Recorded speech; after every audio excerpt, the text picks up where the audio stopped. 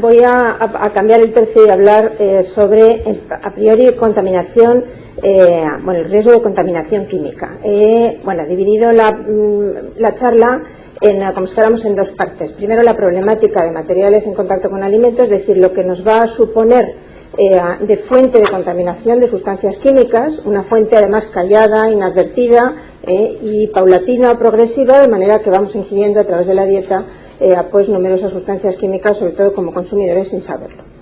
Entonces, esa es la primera parte, y luego la segunda parte vamos a ver cómo, además, el envase, que es del envase o el material en contacto con alimentos, principalmente centrándose ya en el envase, además de ser una fuente de contaminación, conociendo bien los mecanismos de transferencia, lo podemos convertir también en un elemento que nos ayude precisamente a proteger el alimento que contiene, es decir, a luchar contra contra las infecciones o contra la degradación de los alimentos envasados, etcétera, y entonces a proteger el alimento y en pro de la seguridad alimentaria.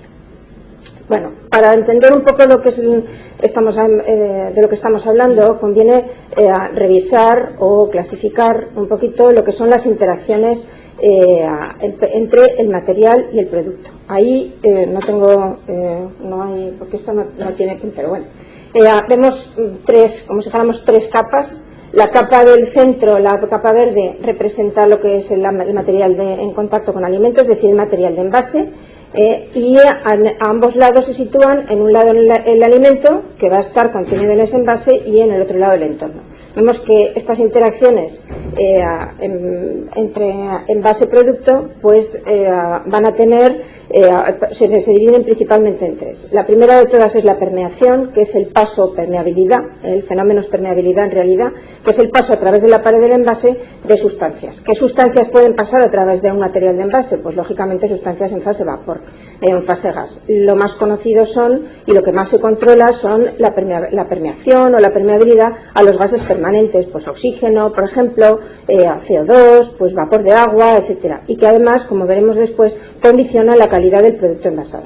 Eso es lo que más se controla desde el punto de vista de la industria alimentaria y de la industria envasadora a la hora de elegir el material adecuado para cada producto. Luego tenemos el proceso de sorción. Sorción es realmente la retención de sustancias por parte del material de envase. Esas sustancias pueden estar en el entorno, entonces que vayan absorbiéndose en el material de envase, y claro, una vez que las tengo absorbidas en el material de envase, pues ya podrán ser transferidas al alimento y por lo tanto causar, Entonces,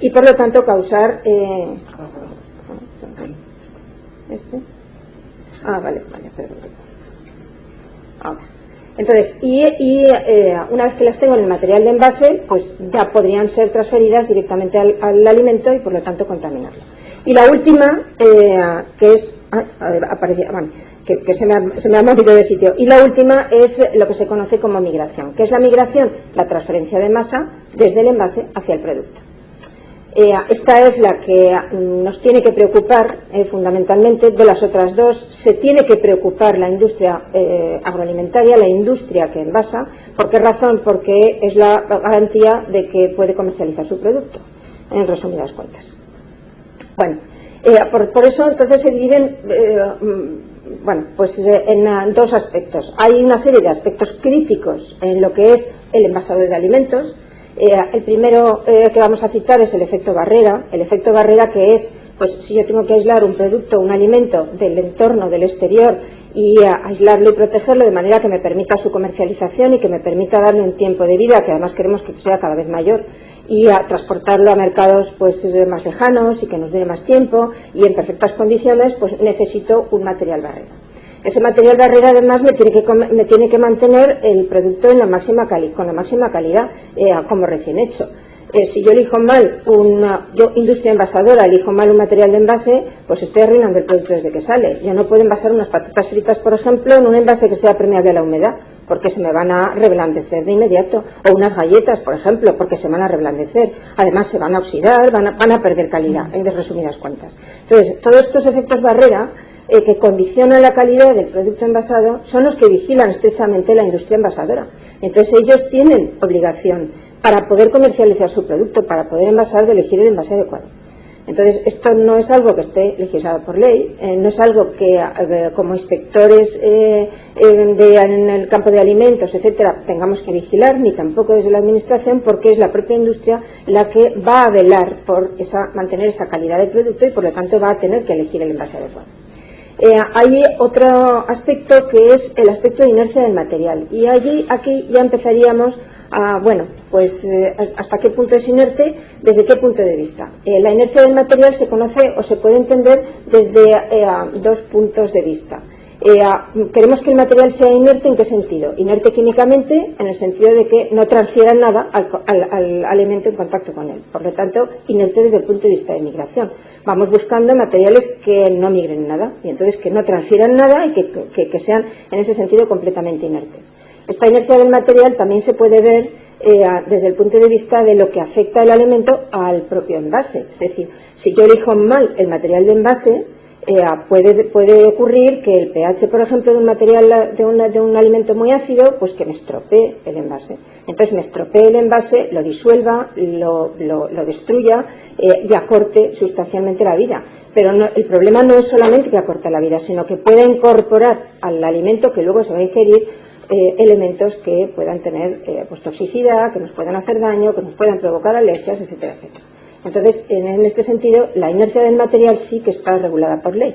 Entonces, y sobre todo, lo que se regula fundamentalmente es el primer caso, es decir, de inercia, todo el concepto, todo el proceso de migración. Bueno, si tenemos que medir la permeabilidad, esto es solamente un flash, porque desde el punto de vista de industria agroalimentaria estos son medidas y estos son parámetros muy muy importantes, porque son absolutamente necesarios para poder seleccionar el envase. Es la medida de la permeabilidad a gases y a vapores. La mayoría de las veces la industria vigila estrechamente el que sea la permeabilidad a los gases permanentes, que es lo que más estudiado está, lo que hay procedimientos, lo que hay métodos automáticos, lo que hay métodos comerciales o equipos comerciales para poder medir la permeabilidad a los gases permanentes, al CO2, al vapor de agua, al oxígeno sobre todo. Pero no se suelen preocupar de la permeabilidad a otros vapores, por ejemplo aromas. Entonces hay productos que pues si elegimos mal el envase, pues claro, pierden el aroma porque se nos queda retenido en el envase, con lo cual, pues claro, el jamón fileteado pues nos dura mucho más, pues cortado, envasado al vacío, etcétera. Pero si yo he elegido mal el polímero en el que voy a hacer ese vacío, pues al final resulta que el jamón no sabe cómo sabe recién cortado de la masa. Y entonces, ¿y por qué? Pues porque los aromas característicos del jamón están en el plástico que no nos vamos a comer. Entonces, bueno, pues eso es algo que en principio la industria, pues dependiendo del tipo de calidad o del estándar que quiera mantener, pues va vigilando más o menos estrechamente. Y para ese tipo de ensayos de permeabilidad no hay, como si fuéramos métodos comerciales o equipos estandarizados, etcétera, etcétera. Entonces, y luego, que claro, cuando hablamos de permeabilidad, obligatoriamente necesitamos que existan materiales barrera. Y elegir materiales barrera. Barrera, cuanto más alta la barrera, mejor. Si vamos, y esto es absolutamente necesario si, por ejemplo, vamos a hacer un envasado en atmósfera modificada. Lógicamente, si vamos a poner atmósfera controlada o atmósfera modificada, el envase tiene que mantener el gas o la mezcla de gases dentro. Y, por lo tanto, tenemos que obligatoriamente seleccionar un material barrera. Estos materiales barrera, he puesto esto para que simplemente vean un flash nada más de la diferencia de unos materiales u otros. Estamos hablando de materiales de polímeros. La barrita más pequeña corresponde al que menos permea, por lo tanto a la mayor barrera, el mayor efecto barrera. Y entonces aquí hay una serie de plásticos que supongo que no se leen, o de polímeros que supongo que no se leen, pero vamos, es el PVC, el polipropileno, por ejemplo, permea mucho y entonces no se comporta en absoluto como alta barrera. Entonces, ¿qué es lo que ocurre? Que claro, para la mayor parte de las aplicaciones, pues por ejemplo, envasado a vacío, envasado en atmósfera modificada, es imposible con un solo material. Entonces, ¿qué es lo que hacemos? Pues combinar distintos materiales.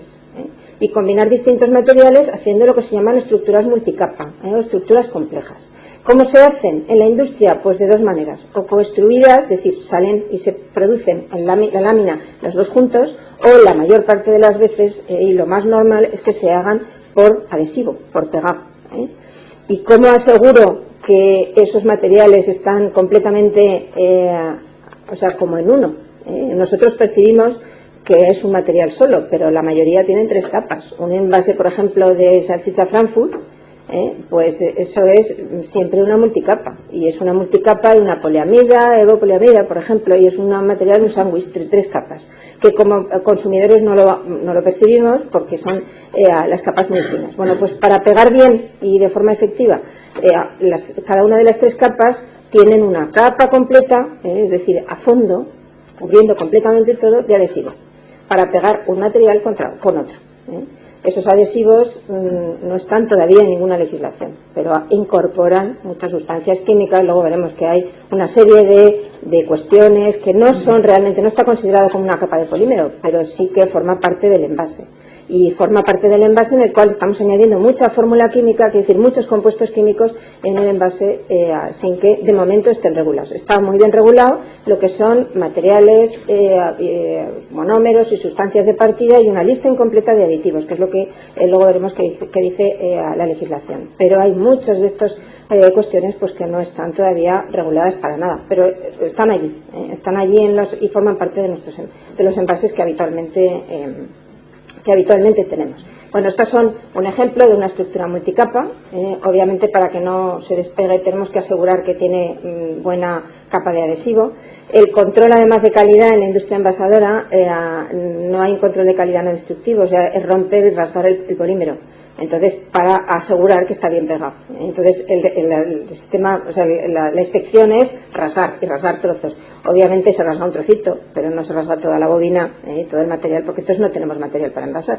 Por lo tanto, para asegurar que no queda ningún poro, porque si no el cliente lo devuelve de inmediato, y ahí puede ser un punto de contaminación también y de deterioro del alimento, por pérdida de la barrera, etcétera, etcétera. Entonces, bueno, pues ¿cómo se aseguran? Poniendo buena capa de adhesivo.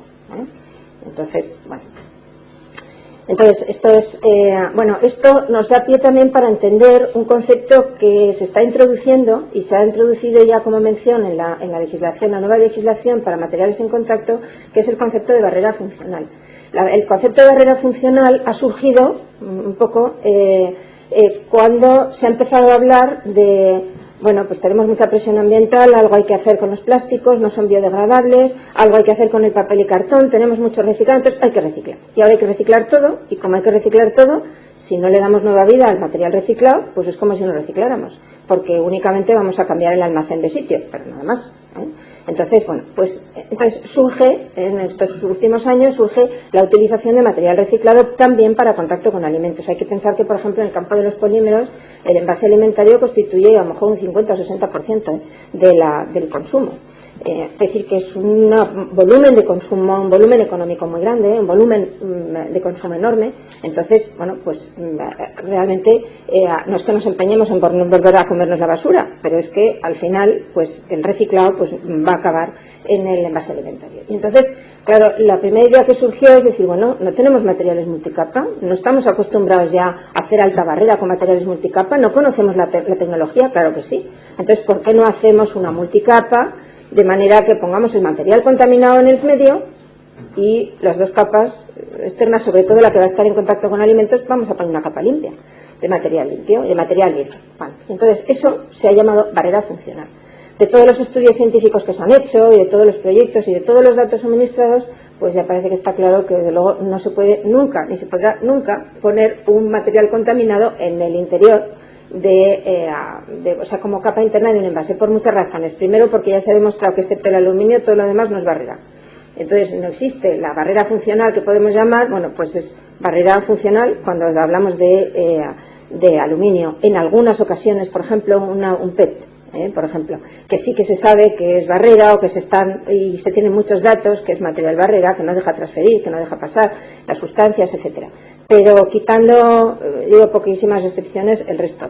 Y luego, porque en esta materia, o sea, la construcción de estos materiales barrera realmente es muy difícil controlar absolutamente todo. Yo no puedo proponer que se construya un material con un periodo de utilización fijo, porque luego el que construye el envase lo manda a la empresa envasadora y a lo mejor la bobina está un año en el almacén.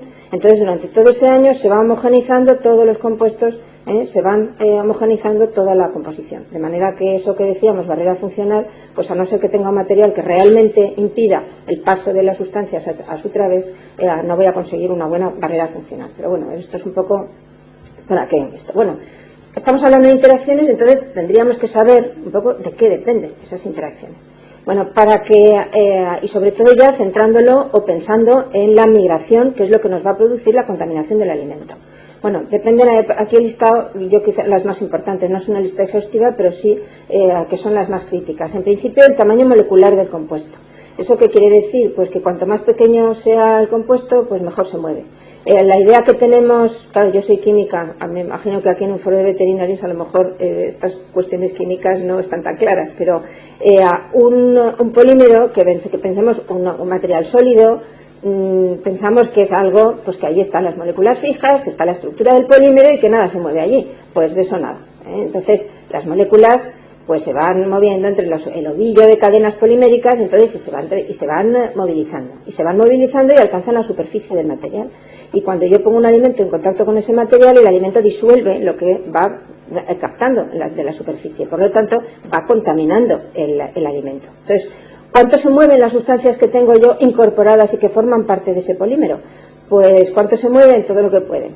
Y todo lo que pueden significa que, claro, ese movimiento va a depender del tamaño. Entonces el tamaño, el volumen y el peso molecular de la sustancia en cuestión, de cada compuesto, influye. Cuanto más pequeño es, más movilidad tiene. Y por lo tanto mejor va a pasar va a atravesar toda la capa de material de ese y de todos los que le pongamos hasta llegar al alimento. Entonces se ha establecido, y además hay muchos estudios a este respecto, que todas las sustancias que tienen un peso molecular aproximadamente inferior a 1000 unidades de masa atómica, todos son migrantes, es decir, todas migran en mayor o menor medida. Entonces todas las que tienen peso molecular inferior a 1000. Bueno, de la naturaleza química de los compuestos, claro. Ahí aplicaríamos el de semejante disuelve a semejante, que me imagino que eso es universal, y todos los que hemos estudiado algo de ciencias pues nos lo han explicado alguna vez. Es decir, que si yo tengo un alimento que es polar y tengo una serie de aditivos en el polímero que son de naturaleza polar, cuando alcanzan la superficie se disuelven perfectamente en el alimento, por lo tanto me los voy a comer. Entonces, todas esas sustancias. Y a la contra, es decir, con sustancias no polares. Es decir, que la naturaleza química del alimento influye, por supuesto la naturaleza química del migrante influye. Influye también la temperatura. ¿Qué hacemos cuando aumenta la temperatura? Damos energía. ¿Y cuál es lo que hace la energía? Pues esa energía se emplea en energía cinética principalmente. Y entonces en hacer que la movilidad sea mayor, entonces que se desplacen mucho más rápidamente y además y que haya que se muevan más sustancias y además a más velocidad. Por lo tanto, aumenta también las constantes de reparto, las constantes cinéticas, termodinámicas, etcétera. Con lo cual, ¿qué es lo que hace? Pues favorecer la migración. Es decir, a temperaturas altas voy a favorecer la migración. La estructura del envase. No pensemos que el plástico, como decía antes, es algo que está allí, es decir, ya sólido, y que efectivamente es un sólido, pero no es en absoluto ni totalmente amorfo. Hay plásticos muy cristalinos, que no necesariamente la cristalinidad va relacionada con el aspecto externo. O sea, cuando hablamos de plásticos cristalinos, inmediatamente pensamos en la botella de PET, de agua mineral o de vinagre, de aceite, de lo que sea, que tiene un aspecto como vidrio. Y que, bueno, pues no solamente hay cristalinidad en ese tipo de polímeros, sino que hay cristalinidades también en otros polímeros. Entonces la proporción de cristalinidad favorece, afecta mucho a lo que es la migración. También el espesor. Cuanto más espesor tengo de envase, claro, más masa de compuestos hay, más masa de aditivos, por lo tanto más riesgo para migración. Y luego, por supuesto, de la naturaleza del material de envase. Bueno, cuando hablamos de migración hay dos conceptos muy importantes que debemos de recordar. Uno que es, y que además son medidas legales, oficiales. Todo esto está regulado por legislación. Hay legislación FDA, hay legislación en Mercosur, hay legislación en Australia, en Japón y por supuesto en Europa y como no en España como país miembro. Entonces, en toda voy a hablar de la legislación europea y española, pero esto es, quiero decir, universal, que utilizamos todo el mundo los mismos conceptos, aunque no exactamente el mismo criterio ni los mismos límites. Entonces, una que es el primer concepto es de migración global, que es pues la transferencia total de masa que me pueda salir del envase. Ahí no distingo naturaleza del envase, puede ser carbonato cálcico, lo que me lo que me migre. Entonces, que no tiene ninguna trascendencia. Pero pueden ser monómeros, o pueden ser aditivos, o pueden ser sustancias tóxicas, o pueden ser isocianatos, pueden ser cualquier cosa. Y ahí el criterio son 60 miligramos por kilo de alimento, el máximo autorizado. Es decir, que cualquier material de envase que se ponga en el mercado tiene que cumplir y tiene que estar por debajo de sus límites. 60 miligramos por kilo. O también se puede medir en superficie de envase, es decir, 10 miligramos, luego veremos por qué la relación 6:1. A 10 miligramos por decímetro cuadrado de material de envase. Entonces se hace por gravimetría y es el peso total, la masa total de compuestos transferidos. Y luego el segundo, que es el concepto de migración específica, y que es pues la masa de cada sustancia, todas y cada una de las sustancias que han sido transferidas desde el envase y que me encuentro en el alimento. Entonces hay que hacer ahí un análisis pormenorizado, cualitativo y cuantitativo. Si vamos a la legislación vigente, pues nos encontramos una lista enorme de cientos y cientos de sustancias que hay que controlar. Contrariamente a lo que se puede pensar y a lo que casi acostumbrados a mirar en la legislación, que lo que aparece en la lista es lo malo y lo que no debe estar nunca, pues aquí es al contrario. Es decir, lo que no está en la lista no puede estar. Entonces, no puedo fabricar un material con algo que no está en la lista. Entonces, todas las sustancias que se utilicen para fabricar materiales para contacto con alimentos tienen que estar en la lista. Entonces, esas listas que contienen, pues contienen todas las sustancias que es posible utilizar y además contienen todas las restricciones, es decir, el máximo de migración global es general para todas, eso no está listado, es un total, masa total, pero luego sí que hay todas y cada una de las sustancias tienen lo que se llama el límite de migración específica, que es la concentración máxima que puedo tener de esa sustancia en el alimento. Entonces, claro, el proceso lleva consigo, para poder utilizar un envase para un alimento, y estamos hablando de un envase, pero no es exclusivo del envase, es decir, todos los materiales que van a estar en contacto con alimentos, no necesariamente el envase que sale al consumidor. Por ejemplo, todos los recubrimientos de depósitos, todo lo que es el menaje, contenedores, tupper, etcétera, todos los materiales para contacto con alimentos tienen que cumplir esta misma legislación, absolutamente todos. No estamos hablando exclusivamente de envases, sino materiales y objetos que van a estar en contacto con alimentos, es decir, una sartén, una cacerola, etcétera, etcétera. Entonces, absolutamente todo, un envase de conserva, una lata que tiene un recubrimiento interno, una laca, etcétera, etcétera. Bueno, pues absolutamente todo. Claro, esto abre, un mundo complicado, complicado y yo diría que casi interminable, porque cuando uno ve la lista pues se asusta, porque hay muchísimas sustancias y además cada una hay muchas de ellas que están exigidas en unos niveles máximos de concentración como límite de migración específica, que son de poquísimas partes por billón, con B. Entonces, ¿qué decir? Hay que controlar eso en los alimentos. Bueno, entonces, migrantes potenciales que tenemos, pues yo he puesto ahí unos pues porque tengan una idea, porque como ya sé que no son químicos, pues porque más o menos para que les suene algo. Pues los monómeros, que son los monómeros residuales de hacer el polímero. Pues si el policloruro de vinilo se hace a partir del cloruro de vinilo, pues me puede quedar algo de cloruro de vinilo residual, y así sucesivamente, es decir, de los monómeros residuales. Los aditivos y luego veremos algún flash de dónde pueden utilizarse aditivos, de dónde pueden venir, pero aditivos se utilizan en casi todas las etapas de producción del polímero al final, pues contaminantes, productos de degradación, y tenemos que controlar pues eso, lo que les he dicho, el límite de migración global y el límite de migración específica. Aquí tenemos un valor adicional, a ver si encuentro dónde está aquí. Un valor adicional que es el QM, que aparece en toda la legislación y que no está definido para todas las sustancias, pero sí para muchas de ellas. Entonces es el límite de concentración máxima de una sustancia que puede haber en un polímero, por ejemplo, en el caso de los plásticos. Eso ya digo que no está definido para muchos, solamente para algunas sustancias. Algunas incluso tienen solamente el valor de QM y no tienen valor de límite de migración específica. Otras no tienen ninguno de los dos. Es decir, que no todas las sustancias listadas, si ven un poco la legislación luego, no todas las sustancias listadas tienen límites. Bueno, hay un concepto que se ha introducido también recientemente en la última legislación y que además es el decreto español que ha traspuesto las últimas enmiendas de la directiva europea. La verdad es que creo que lo han hecho muy bien, porque han aglutinado algunas de las últimas enmiendas, que luego la verdad es que la legislación en este campo es un poquito farragosa, entonces hay que ir buscando y buscando y buscando, y luego, además, como es interminable, porque como nunca tenemos la lista completa de todos los aditivos y todas las sustancias que puede haber, pues entonces se van continuamente y cada X meses pues aparece una enmienda nueva y aparece una enmienda nueva, y entonces está siempre completando. Digo que el decreto español la verdad es que lo ha hecho muy bien, porque ha aglutinado una serie de cosas que ya estaban en las legislaciones anteriores o en las enmiendas anteriores, y por lo menos lo ha recopilado todo junto. Entonces, en este sentido también aparece ya la mención a lo que es migración potencial. ¿Y qué es eso?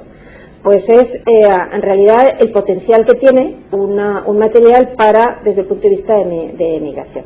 ¿Y cómo se hace? Pues se hace el análisis, facilita sobre todo el coste de los análisis, y el coste y la facilidad de los análisis también, porque consiste en hacer el análisis de la composición del envase, comprobar que todas las sustancias que se encuentran en el material están en la lista y por lo tanto se pueden utilizar.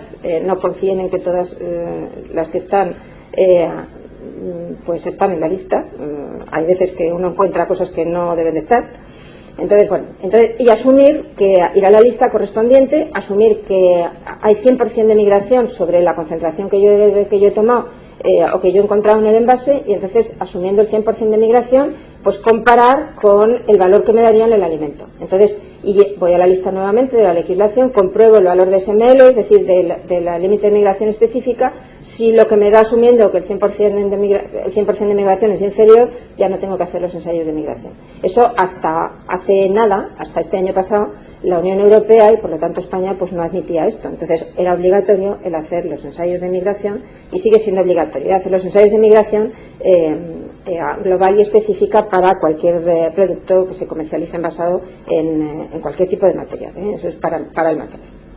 Bueno, entonces ya digo que esto se puede hacer en algunos casos. La mayoría de las veces pues vamos a tener que ir al paso siguiente, porque no siempre encontramos aquí el resultado. ¿Y por qué? Porque hay sustancias que pueden estar en alta concentración en el envase, asumiendo el 100% de migración. Me pasaría muchísimo con respecto al valor de migración límite, pero luego realmente son sustancias que por sus características, etcétera, pues no migran, entonces, o migran muy poco, con lo cual me veo obligada a hacer de cualquier manera los ensayos. Pero bueno, de cualquier manera esto es una ayuda que ahora por lo menos pues nos permite hacer la legislación. Bueno, aquí voy a sacar toda la pantalla para ver. Vale. Entonces, ¿para qué me he puesto esto? Porque quiero que sean conscientes de que cuando hablamos de material, uno está pensando en la petroquímica que hace el plástico, y el plástico ese lo manda al que hace el envase, y el que hace el envase lo manda luego a la industria envasadora. Entonces pensamos que en todo ese proceso el responsable del que tendría que hacer todo es el que ha producido el plástico en la petroquímica, o como mucho el que lo ha manipulado y me ha dado el film, la bolsa o la barqueta o lo que sea. Bueno, pues yo he puesto esto para que sean conscientes de que desde que sale en la granza, que llamamos, o los pellets, la granza del polímero, hasta que llega al final al envase, hay muchas etapas. Entonces, muchas etapas, y en todas y en cada una de ellas puedo alterar la composición de ese material. Al final lo que me interesa, y el responsable además ante la ley va a ser el que envasa el producto, el que utiliza eso, y el que pone el producto envasado en el mercado. Ese es el responsable ante la ley.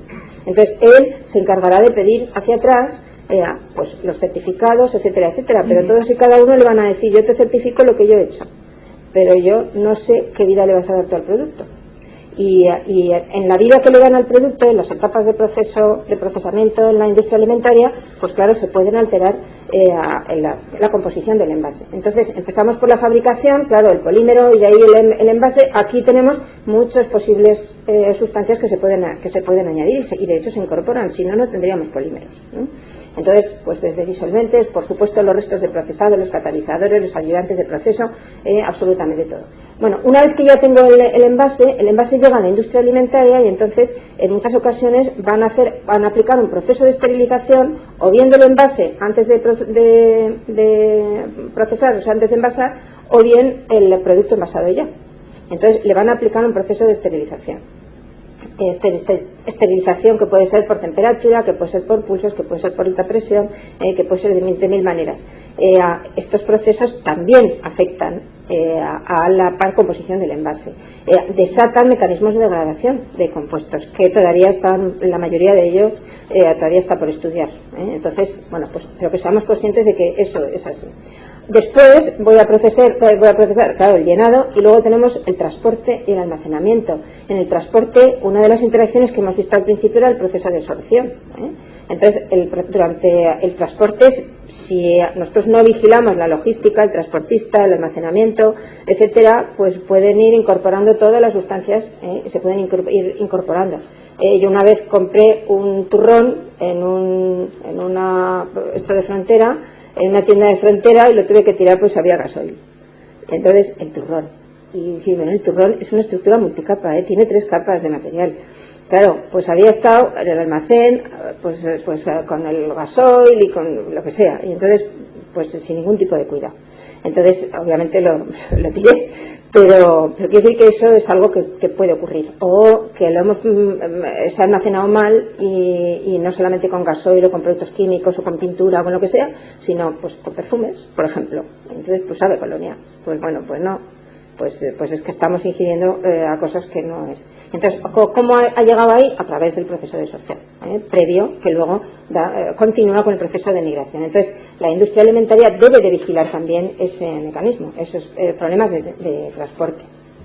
En el caso del ITX, por ejemplo, de Nestlé, de hace un par de años, pues es una contaminación, una cara con otra en la bovina, de una sustancia que forma parte de la tinta y que va siempre por el exterior y nunca estaba prevista para que fuera en contacto con el alimento. ¿Qué pasa? Que cuando enrollan el film en la bobina, claro, pone en contacto una cara con otra. Hay migración entre las dos caras y eso al final pues va a parar el alimento. Entonces supuso un batacazo tremendo para Nestlé, que tuvo que retirar en varios países todas las leches infantiles, etcétera. Entonces, bueno, pues eso es, por ejemplo, pues un problema durante el transporte, el almacenamiento, etcétera, etcétera, que ha tenido lugar pues por contaminación cruzada. El almacenamiento, como digo, o el calentamiento cocinado.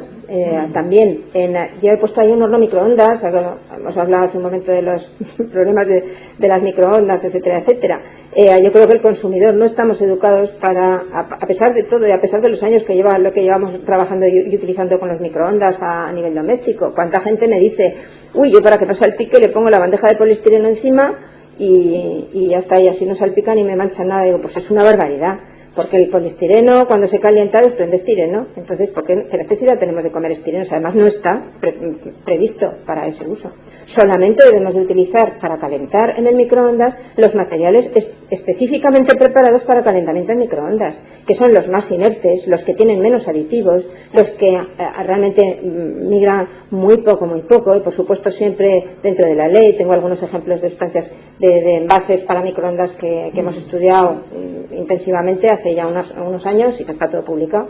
Y bueno, he traído algunos datos para que vean. Entonces, quiero decir que ese tipo de cosas, bueno, pues deberíamos, a lo mejor como consumidores, estar mejor educados para utilizarlos adecuadamente. Entonces, en todos estos procesos, o sea, en todas estas etapas, vamos añadiendo.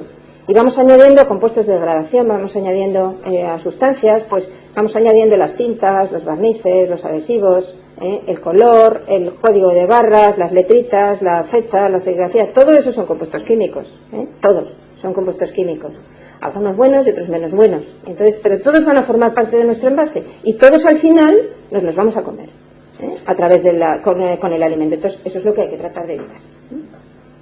Bueno, esto es para que tengan una idea de tipos de aditivos. Lo voy a pasar porque además el ámbito es más ámbito químico, pero bueno, aditivos de proceso y no es tampoco lista exhaustiva. Hay que decir que hay muchísimos para que tengan una idea de que esto es todo un mundo. Bueno, ¿qué legislación tenemos? Pues tenemos estas directivas. Ahora la de referencia es la de 2000 a nivel europeo, 2002-72, pero que ya tiene, como he dicho antes, sucesivas enmiendas. Tampoco he puesto todas las enmiendas. Yo creo que esto, y tampoco en el capítulo las he reflejado, porque yo creo que lo más, como está cambiando continuamente, lo más directo es ir a Food Contact Materials, se pone en Google y aparece todas las legislaciones nacionales de todos los países europeos. Además se lo puede uno descargar en el idioma propio. y a toda la legislación para todos los materiales. Yo estoy centrándome sobre todo en el tema de plásticos y hablaré un poquitín de papel y cartón, pero tenemos legislación pues para celulosa regenerada, hay legislación para pues para metales, es decir, que hay otros tipos de materiales, y todo lo que estoy diciendo realmente es aplicable a todos los materiales en contacto con alimentos. Lo que pasa que el tema del plástico es que es mucho más abundante, y entonces sí presenta como muchos más problemas y más variaciones, etcétera. Entonces todo lo primero son para plásticos en contacto con alimentos. El papel y cartón no tiene legislación específica. Entonces hay una propuesta aprobada por el Consejo de Europa que la última transparencia que he puesto es de cómo llegar, porque no es intuitivo, a partir de la web del Consejo de Europa, a llegar a esta legislación. Entonces, a esta propuesta aprobada. Digo que no tiene rango de ley, pero todo el sector papelero está mirándolo. Claro, cuando decimos, hombre, papel, pues si papel en contacto con alimentos, ¿cuándo vamos a tener? Pues alimentos secos, a lo mejor, y cada vez se van cambiando más al sector de plásticos. Bueno, no olvidemos que el papel es, por excelencia, el envase secundario. El envase que va a estar directamente envolviendo, en contacto directo con alimentos, lo llamamos envase primario. Pero luego, todos esos envases primarios se suministran, se comercializan en un envase secundario, que la mayor parte de las veces es de cartón. De papel o cartón. O todos hemos visto la caja de pizza, el telepizza, con poner la pizza caliente y grasienta encima de un cartón, ¿no? Bueno, pues eso es un cartón, ¿no? Y es un contacto directo con alimentos, directísimo. Y pasteles que se envuelven directos, etcétera, etcétera. O sea que si empezamos a pensar en muchos productos y además productos grasos que se envuelven o que están directamente en contacto con papel y cartón. Bueno, la propuesta del Consejo de Europa está hablando principalmente restringiendo sí, y organizando un poco, tratando de organizar el uso del papel y cartón reciclado para contacto con alimentos. O sea que eso ya es una práctica habitual. Nadie nos va a decir, ninguna industria nos va a decir que el cartón que utiliza tiene un porcentaje X de reciclado o es 100% reciclado. No nos lo van a decir, pero les aseguro que es reciclado y que tiene una proporción y además cada vez más frecuente, cada vez más alta de material reciclado, que no es lo mismo que el plástico, porque el proceso de reciclado lleva sus procesos de lavado y de digestión y de todo eso, y entonces pero que obligatoriamente tiene que seguir las pautas marcadas por el Consejo de Europa. Bueno, y luego tenemos el reglamento. Esto ha dado muchos quebraderos de cabeza, especialmente en España, porque en España teníamos, el único país de Europa, que teníamos y no sé si del mundo, que teníamos una prohibición específica contra la utilización de plástico reciclado para contacto con alimentos desde el año 82. El resto del mundo ha ido avanzando y los países nórdicos prefieren el plástico reciclado como envase que no el virgen, porque tiene una conciencia ambiental enorme y entonces, consideran que eso es lo que debe de ser, con todos los controles y con todo esto. En España no había manera. Ha habido una presión brutal por parte del sector, de los sectores, y sobre todo del sector industrial también, y entonces, al final, después de hacer muchos estudios pormenorizados, hay una base científica enorme. Yo diría que desde luego a nivel europeo seguro, pero esa base también existe en FDA en Estados Unidos desde hace mucho más años. Ya están autorizando el plástico reciclado y se vende y se puede comprar la Coca-Cola, por ejemplo, con plástico reciclado en Estados Unidos, también aquí en los países nórdicos. Por fin, después de mucho prometer, han estado como 10 años prometiendo que sacaban la normativa. La Unión Europea acaba de publicar el 4 de julio, o sea, todavía no hace un año, un reglamento mediante el cual se puede utilizar el plástico reciclado. Entonces, este reglamento establece la pauta que tiene que seguir la industria para realmente todos los controles y todo lo que tiene que preparar para solicitar que se pueda emplear el plástico o el polímero reciclado que utiliza para contacto con alimentos. Y luego he incluido aquí la farmacopea porque no solamente en el área de alimentos, pero sí también en el área de cosmética y de farmacia, también todo el tema de contacto con material, contacto con el producto, está también regulado. Entonces la farmacopea, por ejemplo, americana, la farmacopea europea, incluyen también todos sus apartados de controles y de requisitos que tienen que cumplir los materiales para contacto con producto. Bueno, dentro de esta legislación, esto lo voy a pasar porque ya lo hemos comentado, el 60 miligramos kilo y 10 miligramos por decímetro cuadrado. La lista positiva que ya les he comentado, quiere decir, lo que está en la lista se puede emplear, lo que no está en la lista no se puede emplear. Entonces hay que hacer la búsqueda pormenorizada. Y los límites que se establecen como restricciones específicas, límite de migración global y límite de migración específica. Bueno, aquí un poco un esquema de qué es lo que tiene que hacer la industria cuando va a poner un material o un producto envasado en el mercado, con un material o un material nuevo. Pues tiene que hacer los ensayos de migración. ¿Y qué tiene que definir? Y eso también está establecido por ley. Pues tiene que definir las condiciones de ensayo, es decir, tiempo y temperatura de contacto, en las cuales se van a hacer los ensayos de migración y por lo tanto va a proporcionar los datos y va a tener emitir sus propios certificados.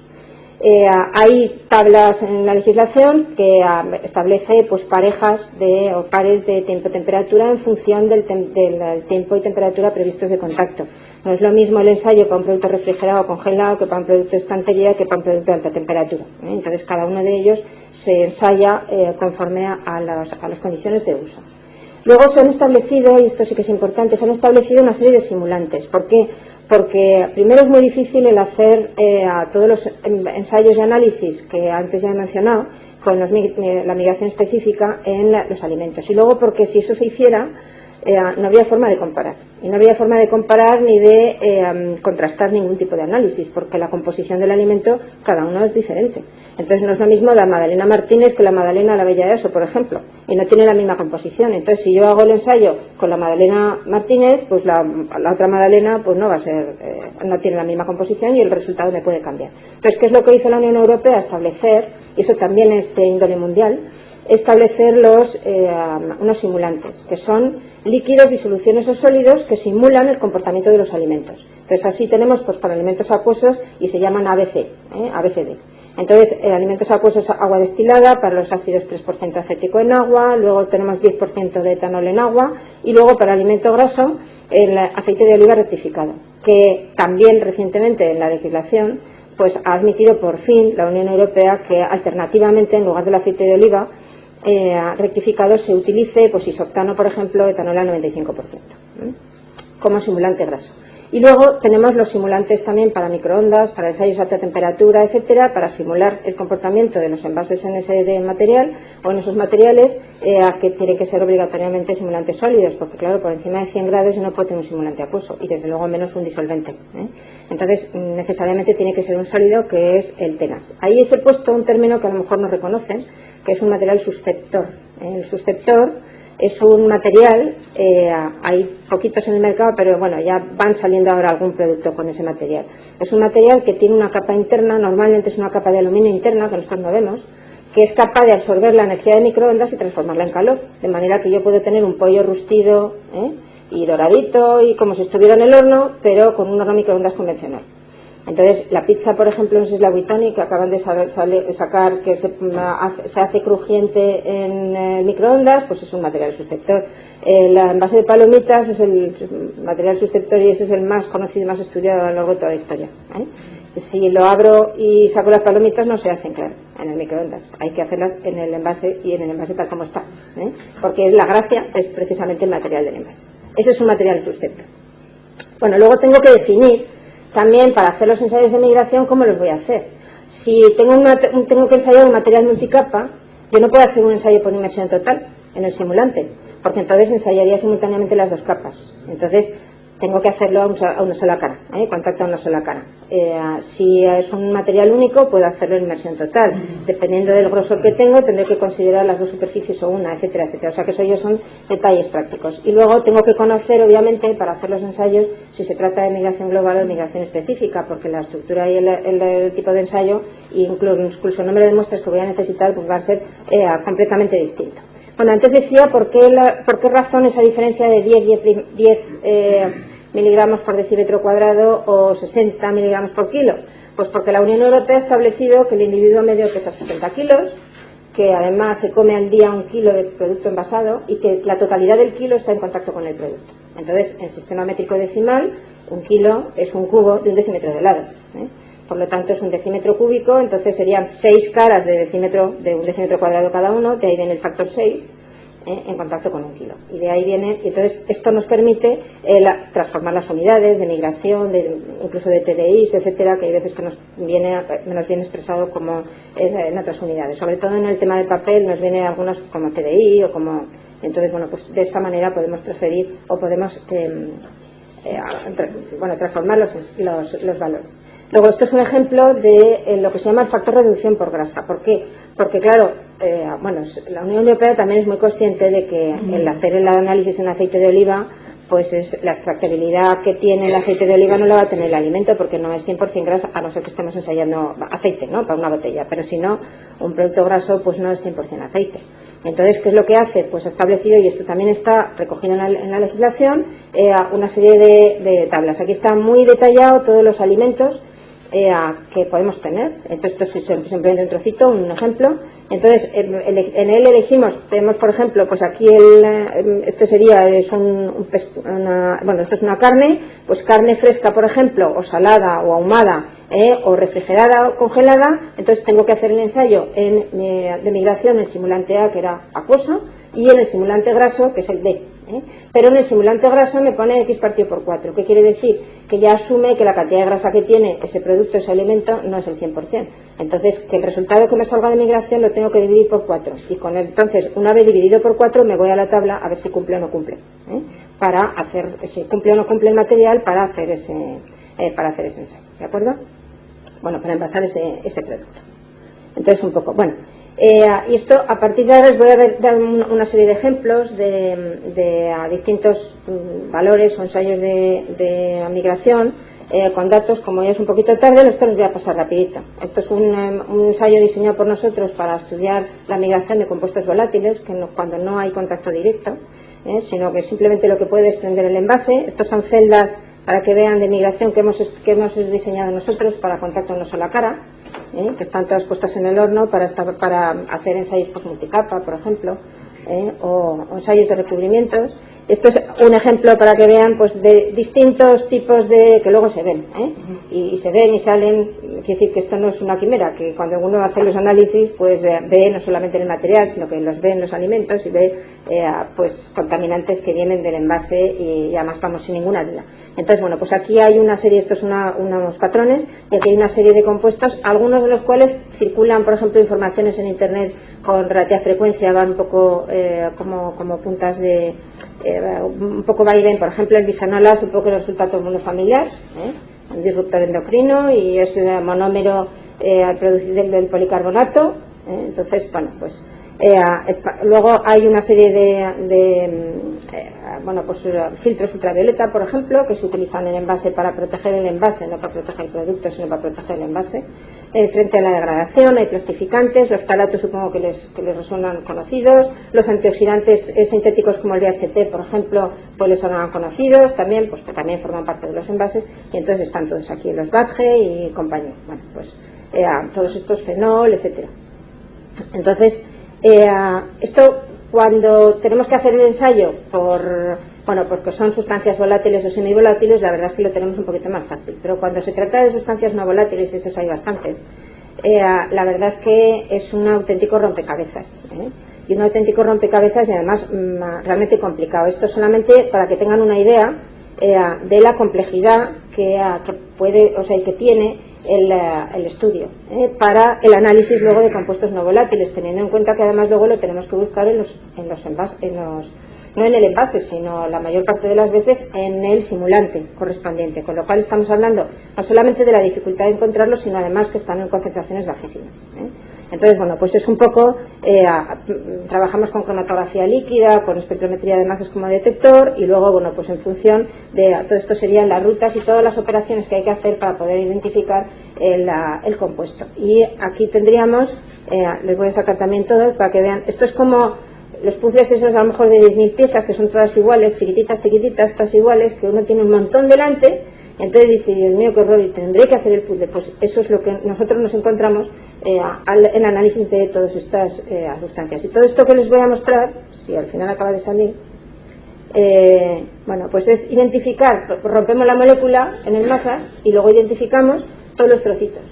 Y entonces reconstruimos la molécula identificando todos los trocitos hasta que al final llegamos a la conclusión de que lo que había y lo que ha migrado es una oleamida, que es concretamente la leucamida. Pero hemos tenido que hacer pues todas estas operaciones.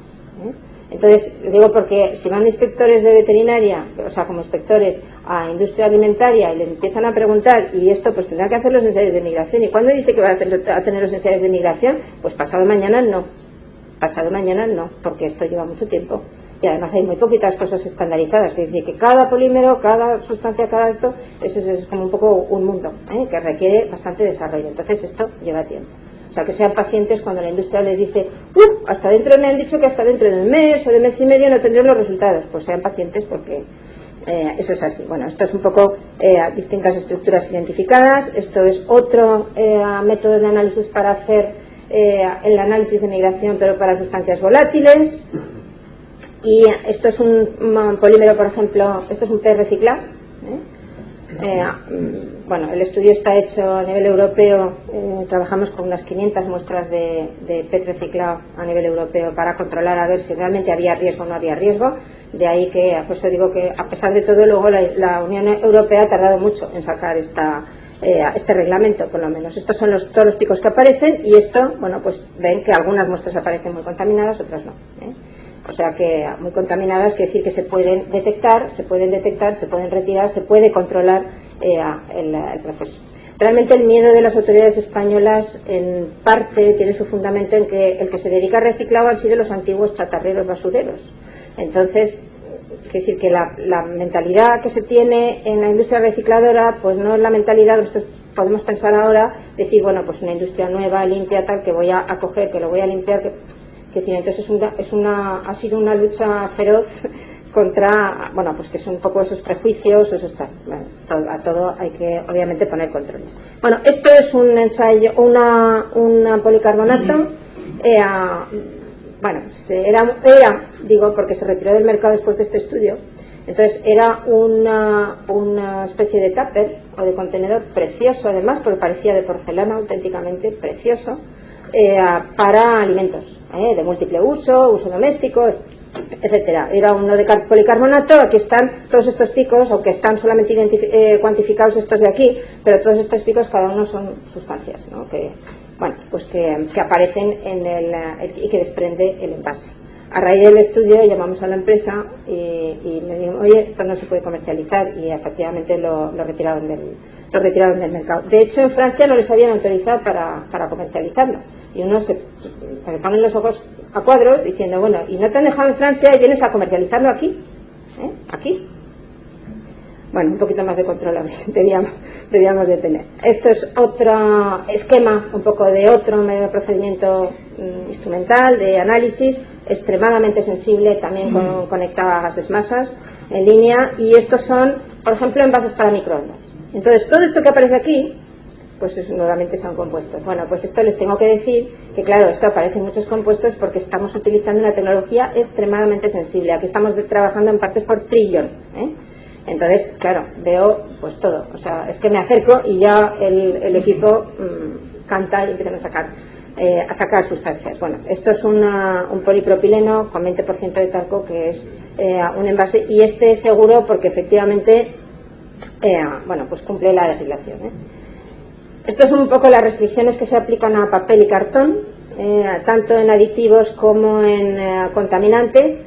Aquí es curioso porque, bueno, eso también pasa en los plásticos, pero yo creo que es más llamativo en el tema de papel y cartón, que algunas sustancias están con nombres y apellidos de sustancias unitarias, el control, y otras están grandes grupos. Aminas primarias, aminas aromáticas primarias, bueno, y eso es un grupo. Disolventes, y todos los que puedan identificarse como disolventes, y eso están todos restringidos. Y biocidas o tal. Y en cambio otros pues están, por ejemplo, la benzofenona. Pues la benzofenona es una sustancia específica. Y tenemos aquí algunas restricciones. Esto es del Consejo de Europa, para que vean pues los límites en los que estamos obligados a trabajar. Es que son muy muy bajos. Estamos hablando de 0,01 miligramos kilo, es decir, son 10 partes por billón. Pues por ejemplo de la acetona de níquel, que es una dimetilaminobenzoфена. Bueno, esto es otro de los esquemas que lo voy a pasar, y esto es para que vean que efectivamente tenemos tecnología como para distinguir si se trata de un cartón reciclado, por ejemplo, como envase secundario, o un cartón virgen. El de arriba es el virgen, esto está la escala no se ve aquí, pero está muy amplificada, y en cambio todas estas que aparecen aquí es la muestra de papel o de cartón reciclado, o sea que se puede. Bueno, esto lo voy a pasar porque es muy tarde. Y luego quiero llamarle la atención sobre todo porque cuando tenemos, por ejemplo, un envase que es todo plástico, un tupper o un depósito recubierto de plástico, por ejemplo, de una resina, etcétera, inmediatamente identificamos que eso es un material que hay que controlar. Pero hay veces que nos pasan desapercibidos muchas partes de materiales que ni hemos ensayado ni nada y que a lo mejor son la fuente principal de contaminación. Por ejemplo, el barniz interior en las latas, hace unos años hubo una polémica tremenda, empezaron a devolver todas las todos los productos enlatados, sobre todo de sardinas en aceite, atún en aceite, etcétera, del resto de Europa, porque las lacas que recubren el interior de las latas de conserva pues tenían componentes que migraban al líquido de gobierno o al aceite o al líquido de gobierno del producto, y que eran pues disruptores endocrinos y que eran compuestos tóxicos. Devolvieron partidas enormes y supuso un batacazo económico para muchas industrias. Este campo, afortunadamente, esto obligó, efectivamente era así, entonces esto obligó a que la industria que fabrica esas lacas de recubrimiento cambiaran completamente la composición. Hoy en día es rarísimo encontrar latas que tengan este tipo de lacas que puedan contaminar el producto. Hoy en día es muy raro. De las que se producen en España no sabemos lo que pueden venir de China o lo que pueden venir de otras partes. Bueno, productos de degradación, por ejemplo, provocados por radiaciones gamma, se están esterilizando, se están innovando mucho en lo que son procesos de esterilización para eliminar microorganismos en el interior del envase, pero no se está atendiendo para nada a lo que es la degradación propia del material de envase con este tipo de radiaciones o con este tipo de procesos. Estos son, todos los valores. 4 contenedores o recipientes para calentamiento en microondas. No se puede meter en microondas cualquier plástico, solo los que van para microondas, no cualquier plástico, porque pensamos que no se calienta y se calienta, y además se degrada el material. Y además, es decir, que si hubiera visto como yo he visto todo lo que sale de los contenedores de esto, jamás metería ni un plástico, jamás meterían nada para calentar en el microondas. Bueno, estos, a pesar de todo, lo que digo, estos son específicos para microondas, comercializados para ello, y estamos hablando de 10 elevado a menos 3, 10 elevado a menos 4, 10 elevado a menos 5 miligramos kilo, que son partes por millón, es decir, que cumple la legislación, o sea que estos son seguros. Bueno, es un ejemplo de algo que les he mencionado antes. No solamente el polímero, sino todo lo que ponemos en el envase, que al final constituye el envase. Esto es un estudio de migración que hicimos nosotros hace años en Inglaterra con un proyecto en colaboración, y de migración de plastificantes que vienen de la tinta que se aplica por fuera. Eran en pastelitos, pues tipos bollicaos y cosas de esas, pastelitos para niños. Entonces, y en la migración de plastificantes, todos ellos son oftalatos, adipatos, hay algún sebacato. Y bueno, pues que vea más su atención, porque es que estamos hablando de miligramos kilo, pues en unas barritas de chocolate, por ejemplo, y estamos en 0,8 miligramos kilo. Si los niños están tomando pues estas barritas de chocolate, 2, 3, te digo que esto habrá cambiado la composición también de las tintas, ya han cambiado, pero es un ejemplo para que vean un poco, llamar su atención, que bueno, pues no es despreciable. Si estamos ingiriendo todos los días 2 y 3 cositas de estas, pues bueno. Y esto también quiero llamar su atención porque de lo que he dicho al principio de los factores que afectan, hemos dicho que factores que afectan a la migración son la naturaleza del migrante, pero también la naturaleza del alimento, etcétera. Entonces hicimos un estudio entre distintos laboratorios europeos para ver cómo era de cierto esto, y entonces y cómo era el contacto y cómo se transferían las cosas y cómo nos salían los resultados entre todos. Entonces se preparó un polímero con un indicador fluorescente, un compuesto fluorescente. Entonces se repartió a distintos laboratorios y con la finalidad de hacer el mismo ensayo todos, de migración, pero siguiendo este compuesto fluorescente que nos daba buena sensibilidad en el alimento, y eligiendo 3 alimentos. Uno que era la crema irlandesa, otro un queso procesado y el queso cheddar. Todos con distinto contenido en grasa, distinta composición, etcétera, etcétera. Bueno, miren los resultados. La crema irlandesa hay un 67% del mismo polímero, un 67% de transferencia del compuesto, mientras que en el queso procesado, que es más acuoso, tiene la grasa encapsulada, tiene la grasa puesta de otra manera, entre un 7 y un 9. Y el queso cheddar, que vuelve a tener más grasa y que está puesta de otra manera, casi un 60%, un 50 y tantos por ciento. ¿Qué quiere decir esto? Que estamos hablando de migraciones de valores reales. No estamos hablando de que, bueno, esto sí podrá migrar, pero bueno, como no lo veo y como no lo noto, pues entonces a lo mejor me importa menos. Bueno, cada vez queremos materiales más inertes, queremos además menor peso, y entonces, bueno, pues eso va llevando una evolución en cuanto a las tecnologías, a los materiales de envase y también a las tecnologías de envasado. Una vez conocido bien el proceso de transferencia de masa, podemos pensar por qué no utilizamos el envase de una forma más inteligente. Y vamos a utilizar a lo mejor para proteger el alimento, además de que lo aísle, de que lo aísle del exterior, que lo proteja, etcétera. ¿Por qué no hacemos que el envase nos sirva para algo más? Entonces, ahí están surgiendo las nuevas tecnologías de envase, como son los envases activos, los envases inteligentes, los receptores ya los he comentado, y los envases reciclables también. Entonces, vamos a centrarnos principalmente en qué es un envase activo y qué es un envase inteligente, porque de estos ya empiezan a aparecer y ya hay en el mercado este tipo de envases. Envase activo es aquel que actúa sobre el producto y lo protege, es decir, que vamos a proteger el alimento desde el material de envase. Claro, cuando uno piensa y dice, anda, pues qué buena idea, porque en lugar de añadir el conservante al producto, al alimento, y luego me voy a comer el alimento con el conservante, ¿por qué no pongo el conservante en el envase que no me voy a comer? Me protege el producto y puedo trabajar y puedo comer alimentos más sanos y en mejores condiciones, con menos química, etcétera. ¿Por qué no? Bueno, pues eso es lo que se está haciendo y lo que se está tratando de desarrollar con envases activos. Nosotros llevamos bastantes años trabajando en este campo y les voy a mostrar nada más un flash de algunas cosas que hemos hecho que yo creo que son bastante espectaculares. Y ya les tengo que decir que en esto ya tenemos 3 patentes, una PCT con Repsol y otras 2 patentes europeas con una empresa que se llama Artigal. Son ellos las que tienen la patente, yo voy de inventora, pero son ellos, no son como el CSIC, que el CSIC patenta todo propio, no, tampoco. Somos los inventores, pero la empresa... Es la empresa, ¿no? Bueno, pues aquí también. Entonces son las empresas las que han patentado y bueno, yo estoy como inventora en las 3 patentes. En envase inteligente, ¿qué es el envase inteligente? Aquello que nos informa sobre la situación del producto. Pues la frescura, por ejemplo, del producto, pues si se ha roto la cadena de frío, pues indicadores de tiempo-temperatura, eso ya hay en el mercado. Nosotros, eso sí que ha sido una patente que acabamos de lanzar de la Universidad de Zaragoza, y esa sí que es nuestra, de la universidad, con un sensor nuevo, que esto es primicia total porque fue la semana pasada. Entonces, con un sensor nuevo, que es un sensor colorimétrico que reacciona y cambia de color en función de la contaminación microbiológica que pueda haber en el interior, que reacciona con salmonella, que reacciona con colis, que reacciona con...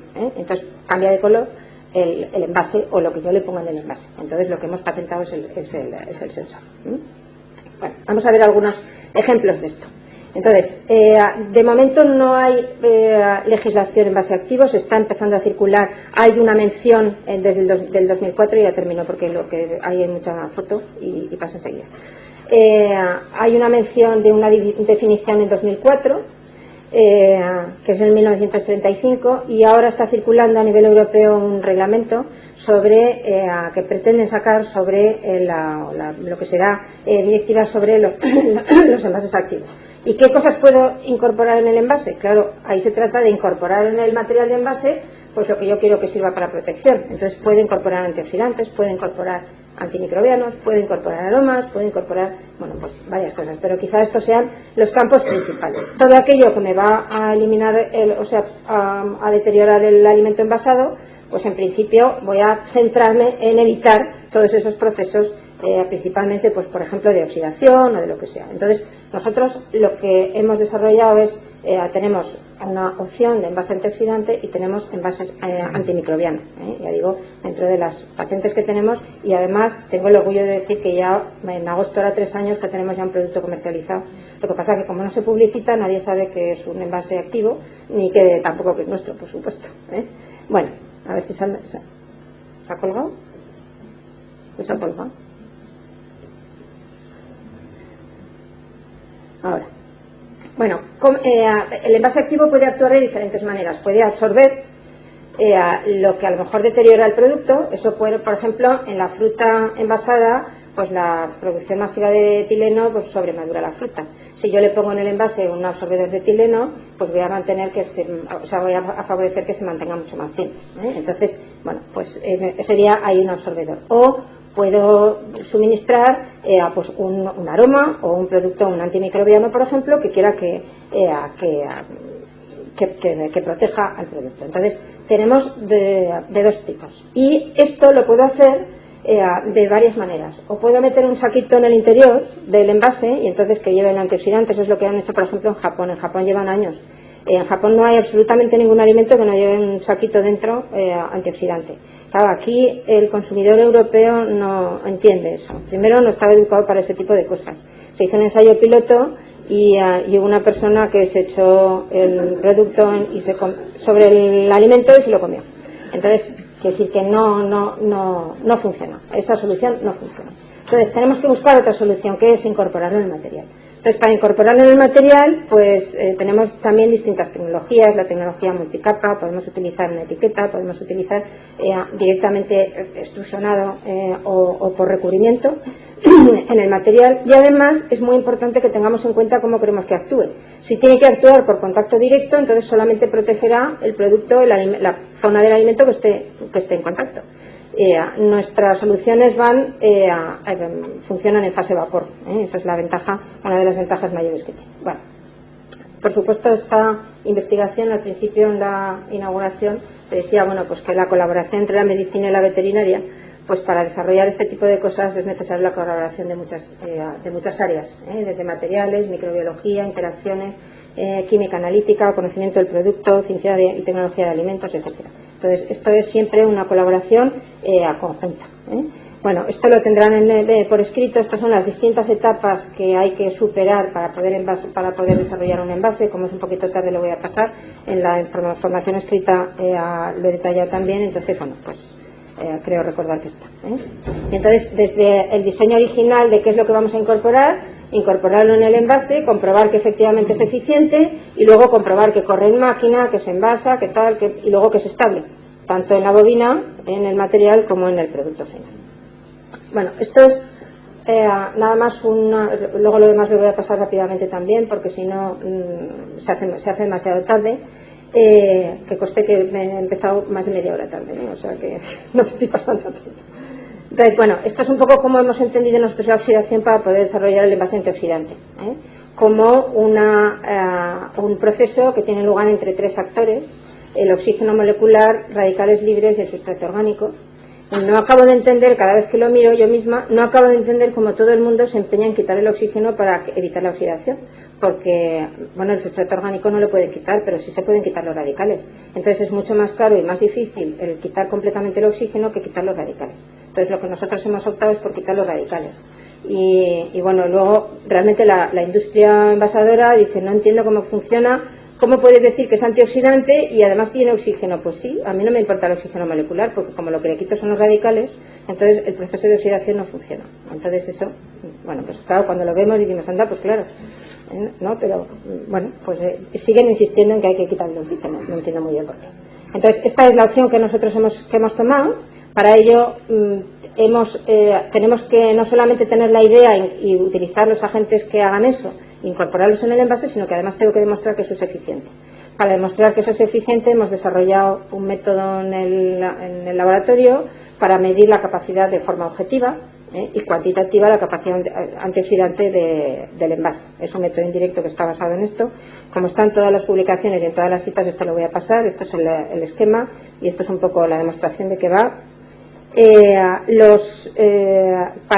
Para demostrar la eficiencia, no solamente después de la medida, hemos utilizado agentes modelo, como son estos. Esto es un ejemplo, por ejemplo, de oxidación de hemoglobina en presencia y en ausencia de nuestro envase. Este es el testigo y nuestros envases con distintas concentraciones de agentes activos, de manera que se ve claramente que después de 25 días, estos son días, que para mi hemoglobina de caballo es una barbaridad, mantenerla en esas condiciones. Bueno, y esto es para que vean alguna foto de una chuleta de cordero con un envase que contiene nuestros agentes. Tengo que decir que nuestros agentes activos son aceites esenciales y extractos de plantas naturales calificados como aditivos alimentarios y que se pueden utilizar como tales, como aditivos alimentarios, que nosotros no los añadimos al alimento, sino que los estamos fijando en el material de envase, y actúan desde el material de envase. Este es la chuleta de cordero después de 11 días conservada combinada con atmósfera modificada, porque los expertos de la carne no quieren saber nada sin atmósfera modificada, entonces decimos, bueno, pues vale, pues combinada con atmósfera modificada, pero este es el control, que está verde y el hueso negro, o sea que, bueno. Y en la opción antimicrobiana, esto lo voy a pasar porque seguro que saben más que yo, sobre los distintos microorganismos que pueden contaminar los alimentos, pero yo creo que las fotos son totalmente espectaculares y mucho mejor que lo que yo les pueda decir, entre los testigos y con distintos microorganismos y la presencia del testigo, y este es el activo, el testigo y el activo, el material activo que tiene ya fijados, incorporados los agentes activos. O sea que hay muchos ejemplos, he seleccionado algunos para aquí, pero esto llevamos mucho tiempo trabajando en una enorme lista de bacterias, gram positivas, gram negativas, levaduras y hongos, o sea que, y además con mucho éxito. O sea que bueno, ven. Y además en todos los casos hemos comprobado que es efecto bactericida. Bueno, medimos también lo que queda en el interior del envase. Esto es la placa que hemos perforado para poder medir la atmósfera interior. Los estudios de migración que habrá que hacer obligatoriamente por ley, y estos son, bueno, algunos ejemplos. Aquí se ve mal la botritis y la comparación, y ya he visto que luego la foto no salía muy agraciada, en las peras no se ve nada. Bueno, entonces esto es un poco lo que ya les he comentado, con lo cual ya lo voy a pasar. ¿Y qué es lo que tenemos en curso ahora? Pues seguimos avanzando mucho con este tema. Estamos estudiando un poco qué es lo que les produce a los microorganismos y por qué mata las bacterias y por qué matan los hongos. Entonces, bueno, hemos comprobado que efectivamente tenemos dudas si está en la membrana de los microorganismos, está en la membrana celular o en el interior. Vamos a ver si podemos medir ahora en el sincrotron así realmente los vemos en la membrana o en el interior, pero lo cierto es que los mata. Y bueno, hemos estudiado efectos sinérgicos, antagónicos, etcétera, porque no se suministra solamente un compuesto, sino que hay muchos efectos sinérgicos favorables, distintas interacciones con distintas sustancias, y bueno, pues ya ven un poco la investigación del mecanismo y el desarrollo y un poco el avanzar más en este campo. Y estas son las páginas de internet que les comentaba antes. Esta es la de para encontrar Food Contact Materials, ahí van a encontrar todo el tema de plástico, pero luego lo del papel y cartón lo van a encontrar en el Consejo de Europa, y hay que entrar, que ya digo que no es muy intuitivo, pues el Social Cohesion y luego Social Affairs and Public Health, etcétera, pero bueno, tampoco es tan difícil. Y con esto pues doy por terminada la charla. Muchas gracias por su atención.